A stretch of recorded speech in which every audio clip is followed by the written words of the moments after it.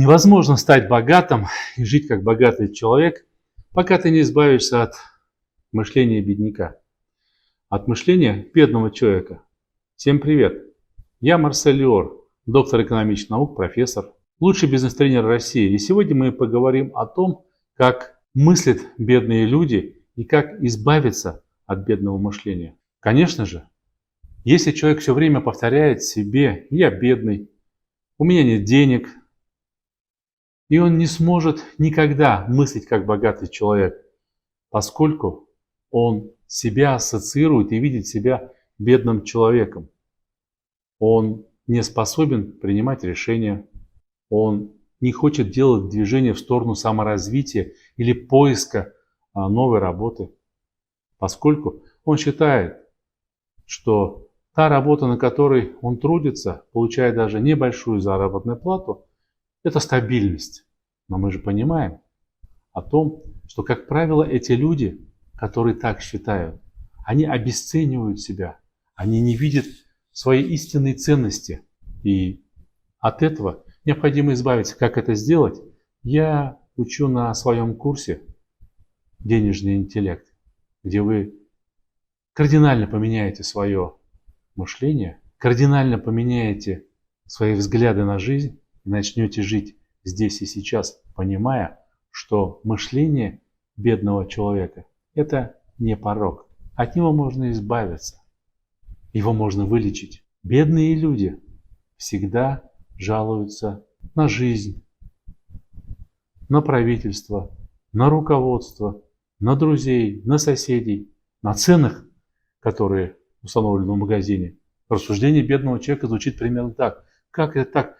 Одна консультация может стоить 100 тысяч рублей. Как так? Одна сумка стоит там 1 000 000 рублей. Это невозможно. И тем самым он подчеркивает, что этот человек никогда не сможет смотреть шире. Он не понимает то, что есть истинная ценность у отдельных предметов, у отдельных людей. Есть ценность того, что они дарят людям. Он расценивает это как предмет, но ведь даже купленная сумка, она дает человеку, наверное, положительные эмоции, как-то меняет его внутреннее состояние, придает ему больше уверенности.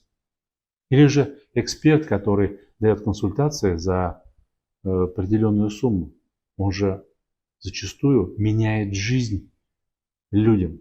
И сравнивая то, что один предмет может стоить, не должен стоить так дорого, он должен стоить дешево, поскольку часы, возьмем пример как часы.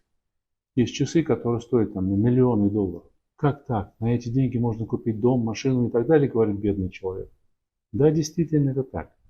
Но если мы посмотрим пошире, то часы – это статус.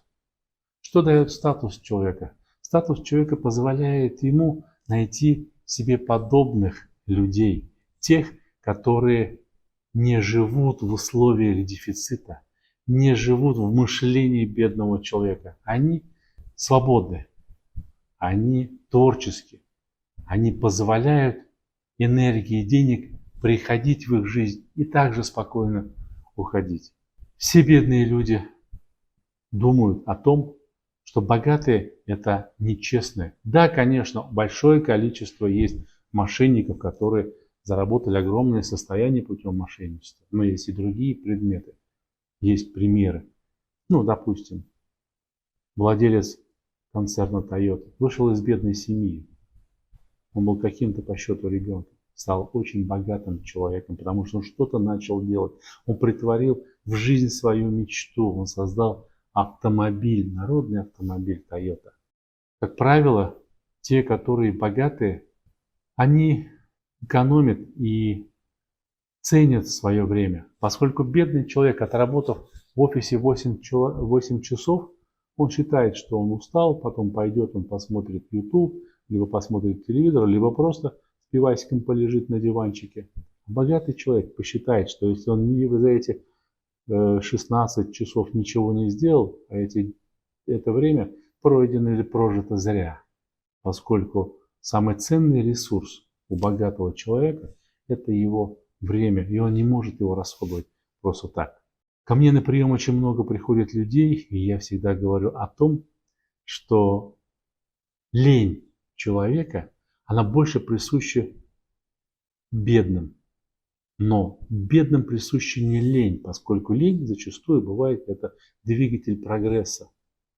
Она как и созидательная, так и разрушительная может быть лень. Но в мышлении бедного человека, скорее всего, играет не лень, а так называемые отмазки, которые говорят то, что мне уже поздно этим заниматься, я не смогу, у меня не получится, мне нет времени и так далее. Ко мне на учебу заходят люди в 50, 60 лет и даже в 70 лет, которые считают, что начать новую жизнь никогда не поздно, когда тем более жизнь богатого человека.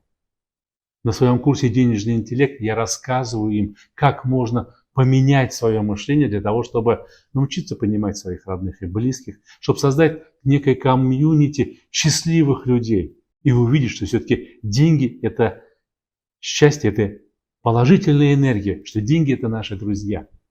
И тем самым человек становится богатым, может быть, не прибавится у него какое-то количество нулей на расчетном счете, но ментально он поменяется, он выйдет из этой жизни дефицитной, он выйдет из мышления бедного человека.